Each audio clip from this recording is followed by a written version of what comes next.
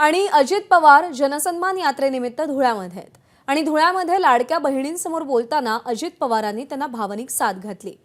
आपल्याला मिळालेल्या माहितीप्रमाणे आपल्या जीवाला धोका आहे, मात्र मायमाऊलींची राखी जोपर्यंत माझ्या हाताला आहे तोपर्यंत माझ्या जीवाला कोणताही धोका नाही।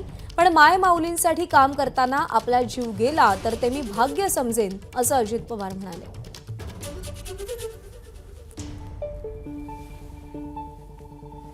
गुप्तचर विभागाने सांगितलं की मालेगाव आणि धुळे यासारख्या ठिकाणी गेल्यास माझ्या जीवाला संभाव्य धोका असल्याचं त्यांनी माझ्या निदर्शनास आणून दिलं।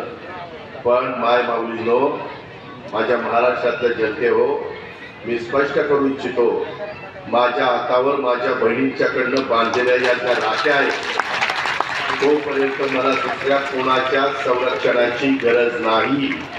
माझ्या बहिणींचे आशीर्वाद, राखीचं सुरक्षा कवच आणि प्रेमाची ढाल, कोणताही धोका मला स्पर्श करू शकत नाही असं मला माझं अंतर्मन सांगतंय। एबीपी माझा, उघडा डोळे बघा नीट।